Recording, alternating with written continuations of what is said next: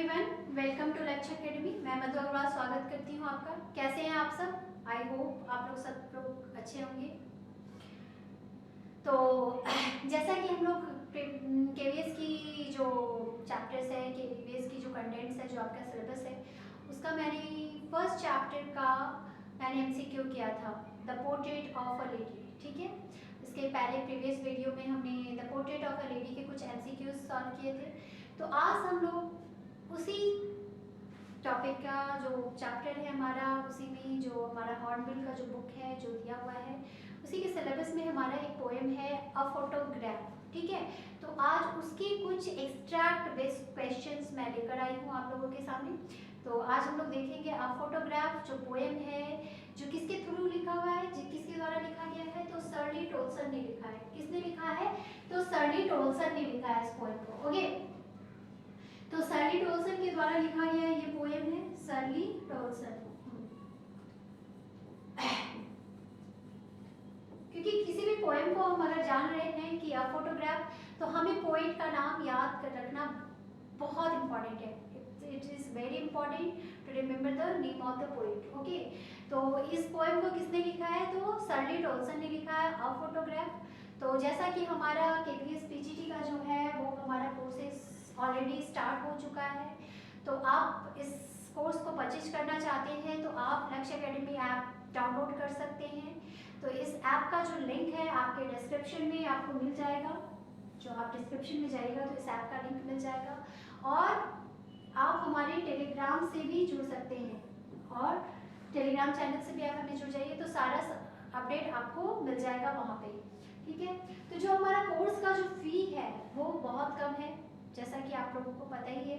जो TCT English है उसका फीस सिर्फ और सिर्फ 2000 रुपीज़ हमने रखा है, एंड जो पीसीटी इंग्लिश का जो कोर्स फी है वो क्या है? सिर्फ और सिर्फ 2500 है। ठीक है, तो आपको इतना कम प्राइस में नहीं मिलेगा। तो तैयारी को बीच में ना छोड़ें, कंटिन्यू रखें, क्योंकि जो आपके पास जो मौका है ये मौका बार बार नहीं मिलेगा। तो इस अपॉर्चुनिटी को ग्रैब कीजिए। काफ़ी कम प्राइस में आपको तैयारी करवाई जा रही है, और सिर्फ पीजीटी के लिए, मतलब ये इंग्लिश का अगर हमारा जो कोर्स है पीजीटी इंग्लिश, तो सिर्फ इसमें पीजीटी इंग्लिश की ही पढ़ाई नहीं होगी। बाकी जो आपका जनरल पेपर है वो भी हम इसमें आपको इसी प्राइस में हम आपको प्रोवाइड करवाएंगे। ठीक है, 2500 पे आप जैसे पीजीटी इंग्लिश में दे रहे हैं, तो आपको इसी प्राइस में आपको जनरल पेपर की भी तैयारी करवाई जाएगी। तो इस मौके को ना छोड़िए और अपनी तैयारी को जारी रखिए। ठीक है, चलिए अब टाइम वेस्ट नहीं करते हैं और आते हैं हमारे अपने क्वेश्चंस पे।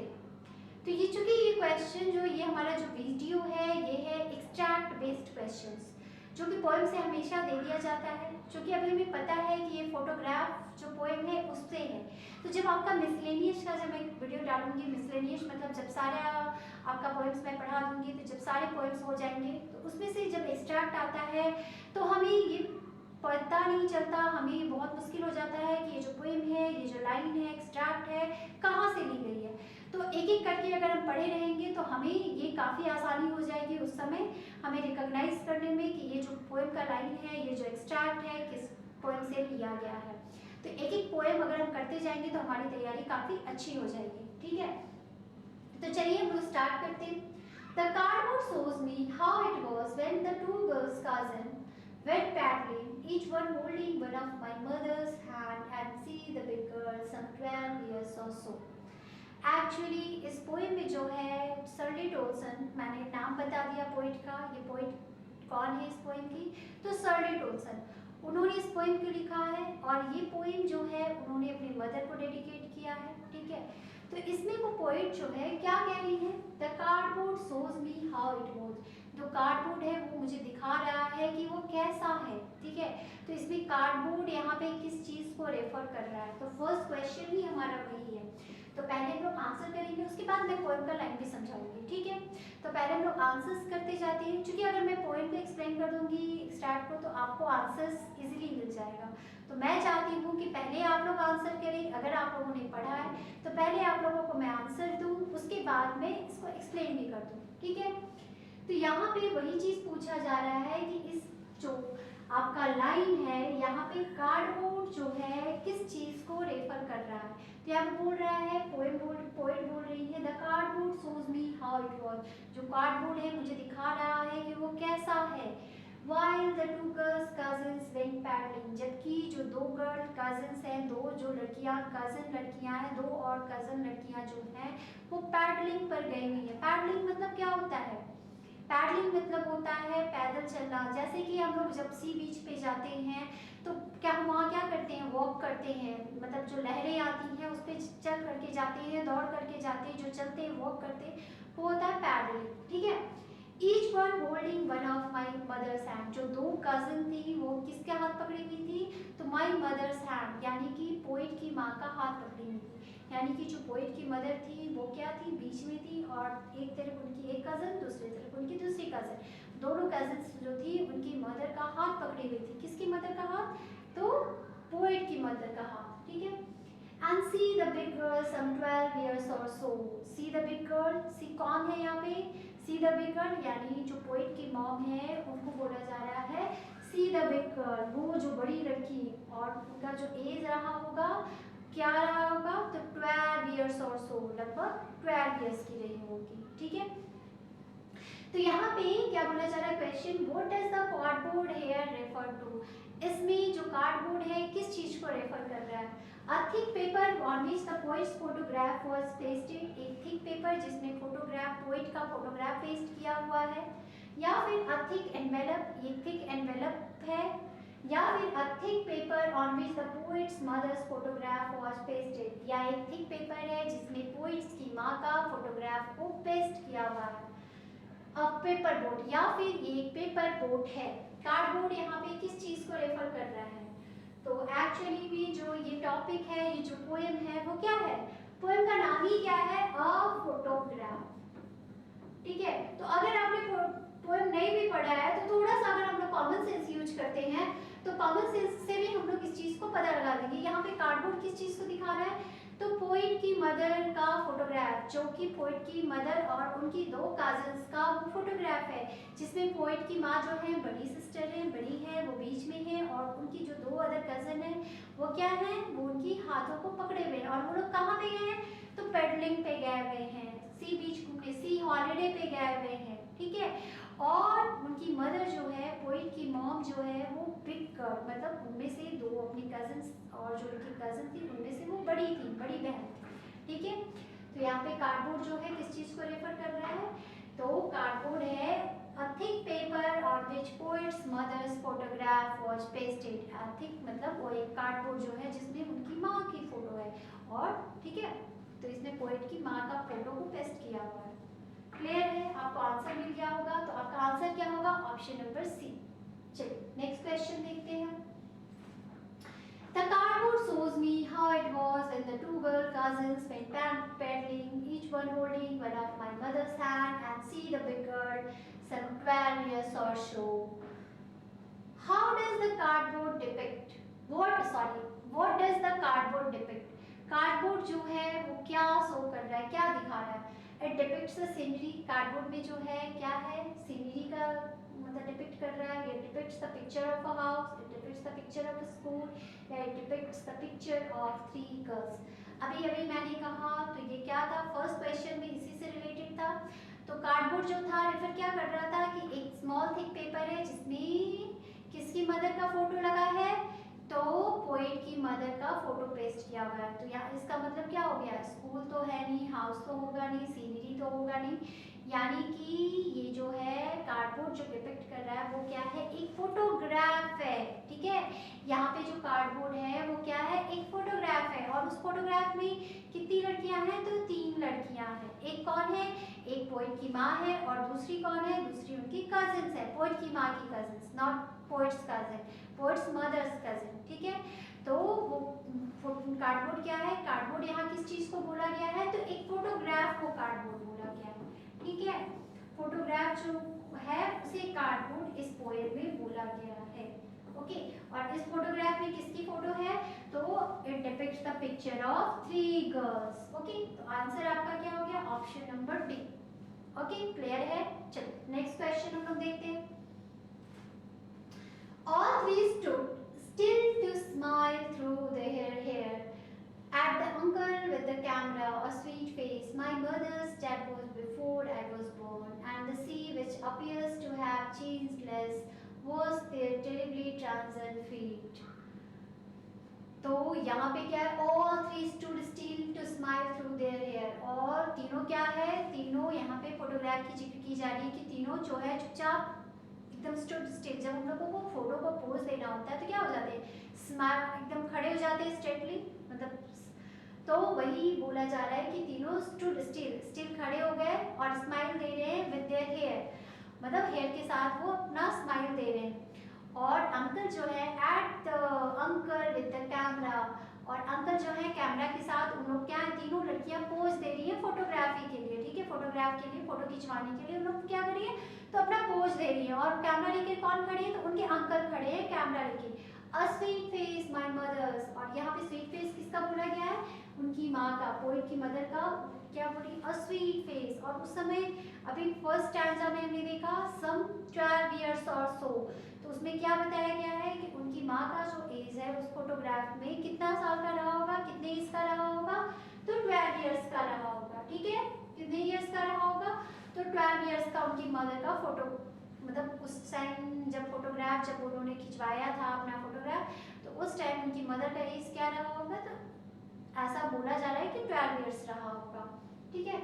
माई mother's dad was before I was born, और मैं मतलब यहाँ पे पोएट बोली है कि dad was before I was born, मतलब मेरी जन्म से पहले। A sweet face of my mother's, मतलब बहुत स्वीट रही होंगी, क्यूट रही होंगी। And the sea which appears to have changed less washed their terribly transient feet, और जो सी है वो ऐसा अपीयर है, ऐसा अपीयर हो रहा है that have changed less, यहाँ पे changed less and was their terribly transient fate, ठीक है। इसको मैं समझाती हूँ, पहले हम लोग आंसर कर लेते हैं, ठीक है। What does the poet mean by smile through their hair? यहाँ जो लाइन यूज किया गया है smile through their hair, smile through their hair का मतलब क्या हुआ, पोएट इससे क्या कहना चाह रहा है, वो हेयर के साथ स्माइल कर रही हैं, क्या कर रही हैं, it means that a smile was painted on the hair of the photographed girls. It means that the photographed girls were wearing a mask. It means that the hair of the photographed girls were covering their face when they were smiling. It means that the hair of the girls in the photograph was smiling too.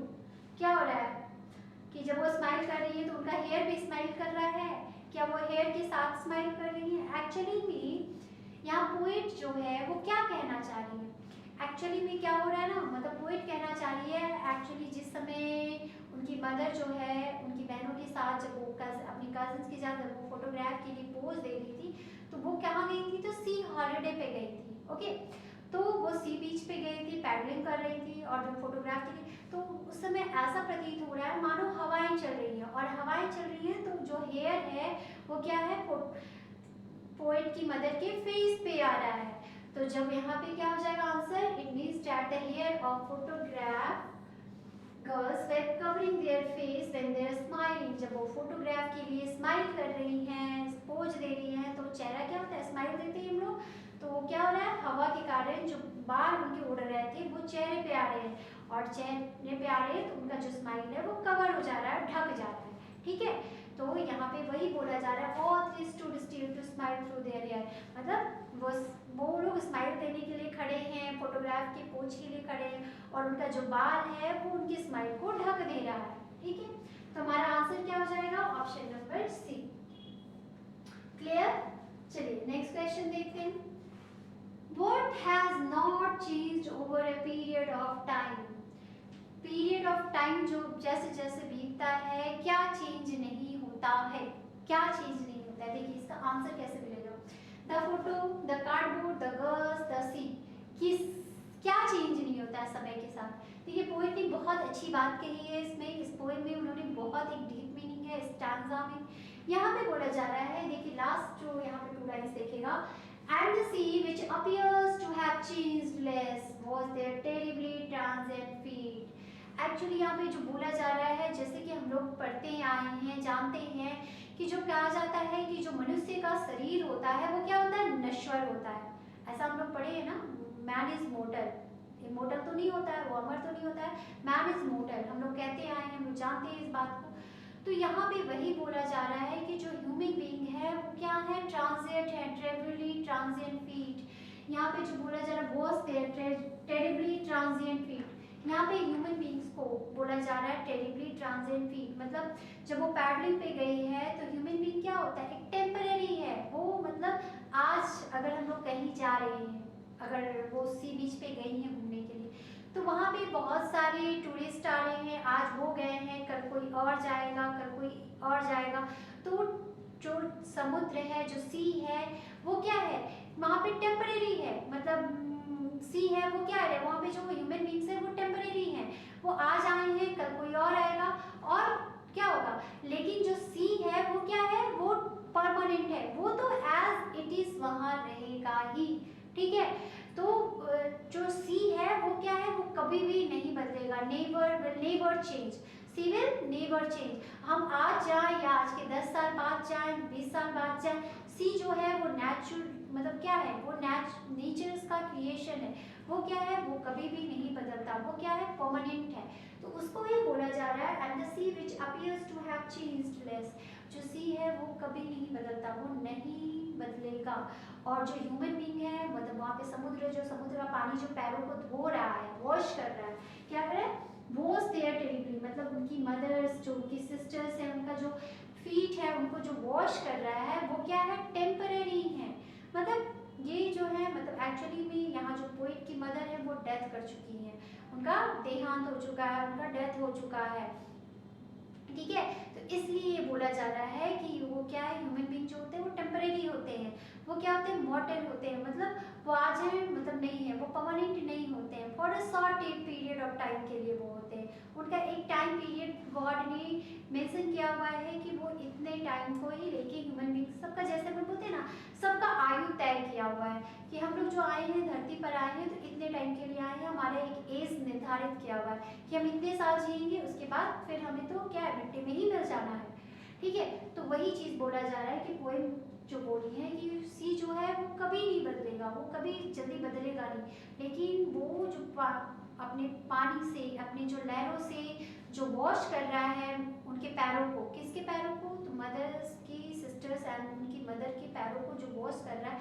वो क्या है, terribly transient है, वो temporary feet है, मतलब ठीक है, वो आज है कल नहीं है, क्यों, चूंकि उनकी मदर का इस पोएम में, मतलब जो वो है क्या बोल रही है कि उनकी मदर का डेथ भी हो चुका है। जब वो फोटोग्राफ को देख रही है तो वो अपनी मदर को याद कर रही है, कौन, पोएट, ठीक है। तो क्लियर हुआ।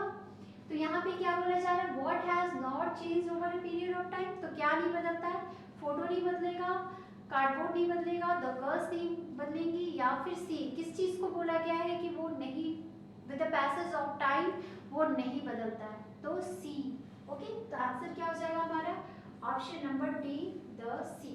क्लियर है। चलिए नेक्स्ट क्वेश्चन देखते हैं हम लोग। ये उसी स्टैंजा से लिया हुआ है। Find a word from the extract which means lasting only for a short time. इसका आंसर तो ऑलरेडी मैंने दे दिया है, ठीक है, इसका आंसर जो है ऑलरेडी मैंने दे दिया है। क्या होगा इसका answer, find a word from the extract which means lasting only for a short time.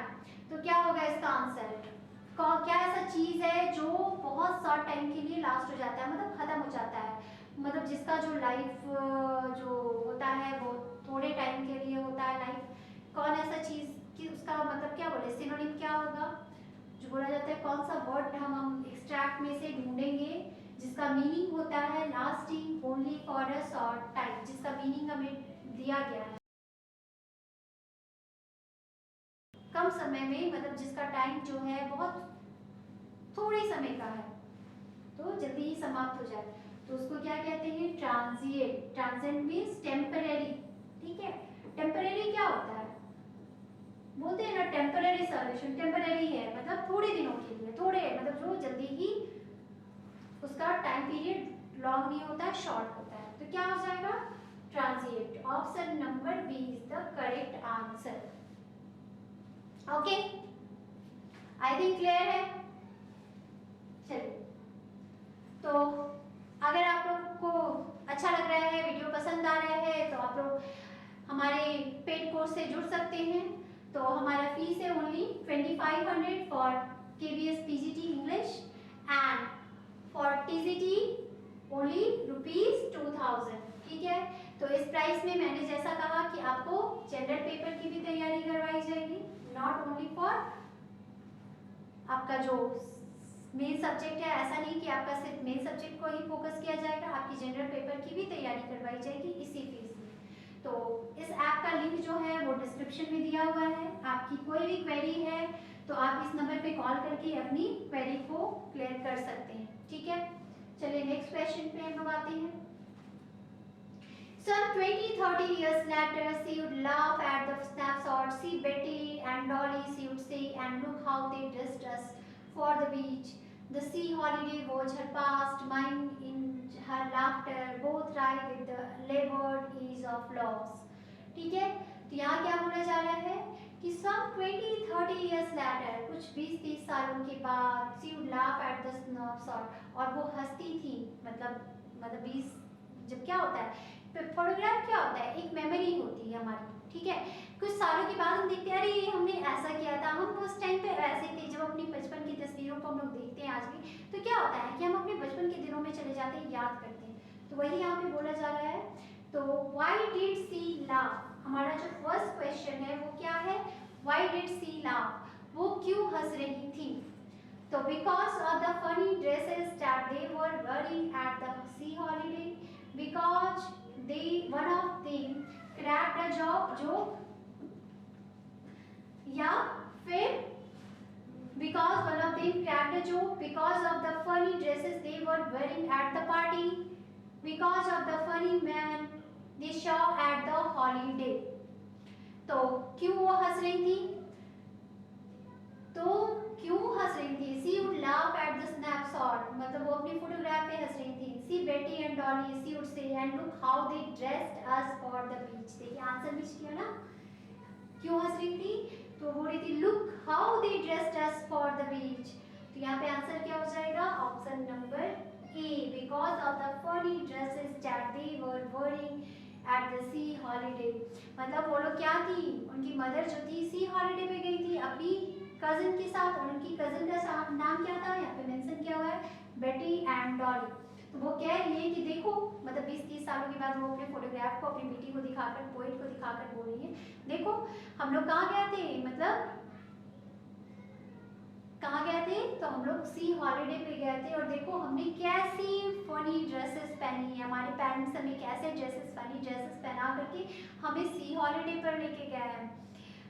ठीक है, was her past, mine her laughter, the sea holiday was her past, और उनकी पास्ट क्या थी, किसकी और पास्ट के बारे में बात, उनकी मदर की जो पास्ट थी वो उनका पास्ट था, वो मेमोरी, वो सी हॉलीडे उनका पास्ट था, अच्छी मेमोरी। जो बोलते हैं ना कि यहाँ पे बोला जा रहा है माइन हर लाफ्टर, जो उनकी मेमोरी थी, मतलब किनकी मेमोरी की बात की जा रही है, तो पोइट यहाँ कह रही है कि पोइट की मदर की जो मेमोरी थी, अच्छी मेमोरी, उनकी जो हंसने की वजह, खुश होने की वजह, जो अच्छी मेमोरी थी वो क्या थी, उनका वो सी हॉलीडे। लेकिन मेरा जो मेमोरी है, मेरी जो अच्छी याद है वो क्या है, उनकी वो मुस्कुराहट, जो वो 20 सालों के बाद, 30 सालों के बाद उस फोटोग्राफ को देखती थी और जो हंसती थी। तो जब वो मुझे उस घटना के बारे में बताती थी, उस फोटोग्राफ के बारे में बताती थी, तो वो जो हंसती थी, उनकी जो मुस्कुराहट उनके चेहरे पे जो आती थी, वो मुस्कुराहट मेरी अच्छी मेमोरी है, मेरी मेमोरी है। ठीक है, both right with the liberties of loss. ठीक है, अब लेकिन दोनों क्या है, दोनों रिएक्ट कर रहे हैं, दोनों का, एक का बचपन जा चुका है, उनकी मदर का क्या था, वो बचपन जा चुका था, और यहाँ पे क्या है, पोइट की माँ जा चुकी है, माँ का डेथ हो चुका है। दोनों ने अपनी अच्छी मतलब जो चीज़ें थी खो चुकी थी। उनकी मदर क्या थी, उस बचपन उनका बीत चुका था, और यहाँ पे पोइट जो है अपनी माँ को खो चुकी है। ठीक है, तो दोनों ने लॉस किया था। Who are Betty and Dolly? Betty and Dolly कौन थी? They are poets cousins, poet की कजिन थी। They are poets friends, poet की फ्रेंड थी। They are poets mother's friends, poet की माँ की फ्रेंड थी। या they are poets mother's cousin, वो पोइट की मदर की कजिन थी। कौन थी? तो मैंने शुरू में ही बताया, जब फोटोग्राफ की जिक्र की गई थी तो उसी समय मैंने बताया, क्या बताया, कि जो फोटोग्राफ में उनकी माँ की तस्वीर थी, एंड एक साइड पे उनकी एक कज़न, दूसरी साइड पे उनकी दूसरी कज़न थी। तो वो दो कजन थी, तो बेटी एंड डॉली, अभी मैंने बताया जो बेटी एंड डॉली, सी बेटी एंड डॉली, मतलब वो अपनी फोटोग्राफ में दिखा रही, देखो दोनों ने और हम तीनों ने कैसे फनी ड्रेसेस पहने, हमारे पेरेंट्स हमें कैसे फनी ड्रेसेस पहना के हमें सी हॉलीडे पे लेके गए, ठीक है। तो बेटी एंड डॉली कौन थी, तो पोएट्स की माँ की कजन थी। तो क्या हो जाएगा आंसर हमारा डी ऑप्शन। क्लियर है, आप लोगों को आंसर मिल गया होगा आई होप। चलिए नेक्स्ट क्वेश्चन देखिए हम लोग। Dash in the extract is the synonym of photograph. अब आपको एक्सट्रैक्ट में से वर्ड ढूंढना है जिसका सिनोनिम है फोटोग्राफ, जिसका सेम मीनिंग वर्ड है फोटोग्राफ। वर्ड ढूंढिए आप एक्सट्रैक्ट में से, क्या होगा, सम 20-30 years later she would laugh at the snapshot। मिल गया answer, she would laugh at the snapshot। उस पिक्चर को देखकर, उस फोटोग्राफ को देखकर वो क्या हंस कर रही थी, तो मुस्कुरा रही थी, हंस रही थी। तो फोटोग्राफ का सिनोनिम क्या हो जाएगा, सीधा सीधा स्नैपशॉट। आपको आंसर मिल गया, बाकी ऑप्शन पे जाने की जरूरत भी नहीं पड़ी, तो आंसर इजीली मिल गया आपको, स्नैपशॉट। चलिए नेक्स्ट क्वेश्चन पे आते हैं। नेक्स्ट क्वेश्चन है हमारा, नेक्स्ट दूसरा स्टैंजा भी आ गया। Now she has been dead nearly as many years as that girl lived, and of this circumstance there is nothing to say at all. It's silent silences. अब poet कह रही है कि अब उनकी मरे हुए उतना ही साल हो गया जितने साल की वो उस फोटोग्राफ में है, ठीक है। एंड ऑफ दिस सर्कमस्टांस, और दिस सर्कमस्टांस मतलब इस सिचुएशन में मैं कुछ भी नहीं कह सकती, देयर इज नथिंग टू से एट ऑल। मतलब यहाँ पे जो है पोइट आ करके बहुत जो है वो क्या हो गई है, इमोशनल हो गई है। वो अपनी मदर को याद कर रही है। एक टाइम पे वो मदर थी, वो फोटोग्राफ को दिखा करके अपने बचपन के दिनों को याद करती थी, और अपनी बेटी यानी अपनी बेटी डॉटर जो थी, उनकी पोइट जो थी, उनको बोलती थी देखो हमने कैसे सी हॉलीडे पे हम जाते थे, कैसे कैसे ड्रेस पहनते थे, हमारे पेरेंट्स हमें कितने फनी ड्रेसेस पहनाते थे वो उन दिनों की। और एक टाइम में उतने ही मतलब साल के बाद, 12 साल के बाद उस फोटोग्राफ में पोइट जो थी कितने साल की थी, कितने ईयर्स की थी, 12 ईयर्स की थी। अब यहाँ पे भी क्या है, पोइट के मदर का डेथ हुए कितने साल हो गया है, तो 12 साल। और 12 साल के बाद फिर से वो पोइट, उनके डेथ के 12 साल के बाद पोइट फिर से उस फोटोग्राफ को निकाल करके देख रही है और अपनी मदर को याद कर रही है, और कह रही है कि इस सिचुएशन पे कुछ भी नहीं कहा जा सकता।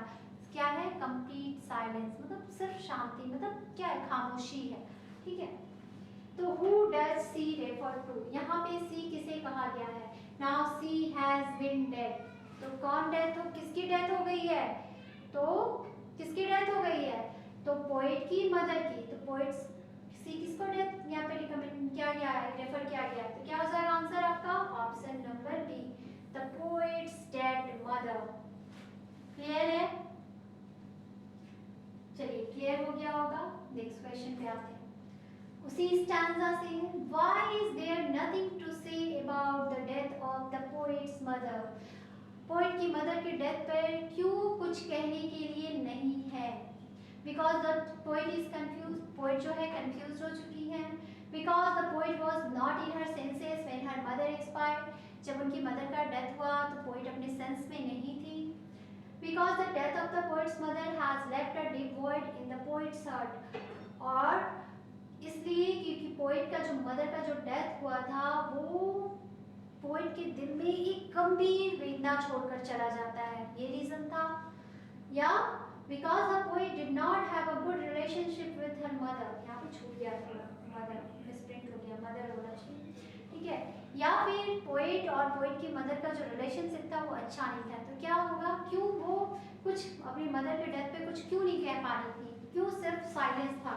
कहने के लिए यहाँ पे बोल रही है ना पोएट कि कहने के लिए अब कुछ नहीं है, सिर्फ साइलेंस है, सिर्फ खामोशी है। तो ऐसा क्यों था, क्योंकि वो अपनी मदर के डेथ से काफ़ी मतलब इमोशनल हो चुकी है। मतलब जो होता है ना, जब हम एकदम इमोशनल हो जाते हैं, टू सेंटिमेंटल हो जाते हैं, बहुत दुखी होते हैं, तो हमारे पास क्या होता है कि हम रो भी नहीं पाते, हंस भी नहीं पाते, कुछ कह नहीं पाते। तो क्या होगा हमारा, because the death of the mother, poet's mother has left a deep void in the poet's heart।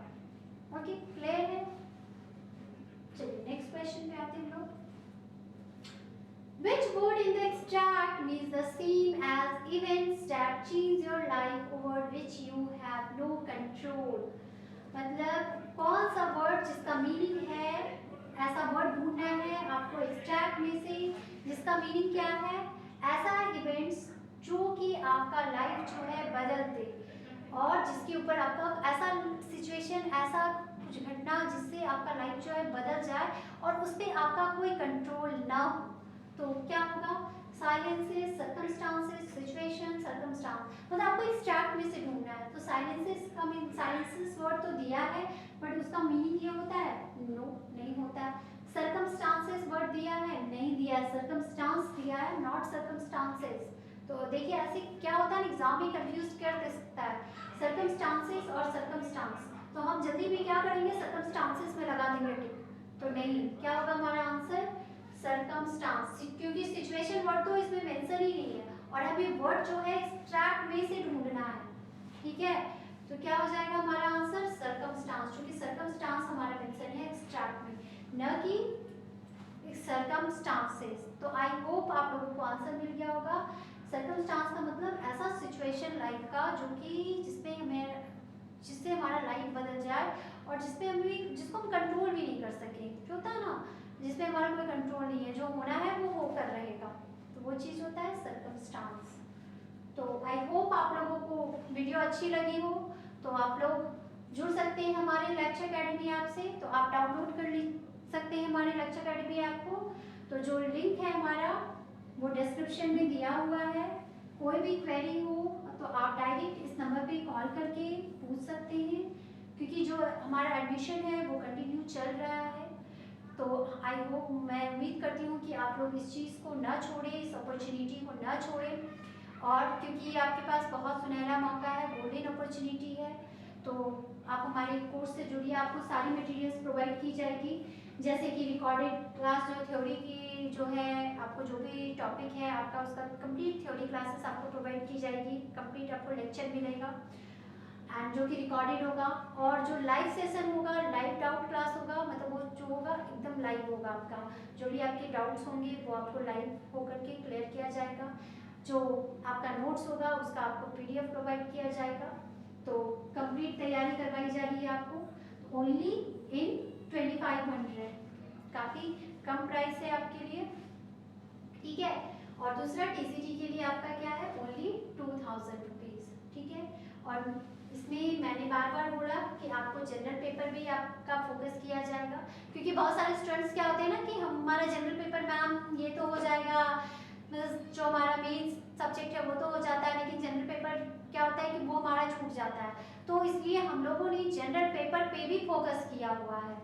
तो इसलिए कि क्या होता है कि वो भी इम्पॉर्टेंट है, क्योंकि 40 मार्क्स आपका टीचिंग एजुकेशन पे है, इधर आपका 10 मार्क्स 30 एंड 40 मार्क्स इधर है, तो 80 मार्क्स आपका टोटल इधर जनरल पेपर है, तो वो भी काफ़ी इम्पॉर्टेंट है। इसलिए हम लोगों ने जनरल पेपर पे भी फोकस किया हुआ है।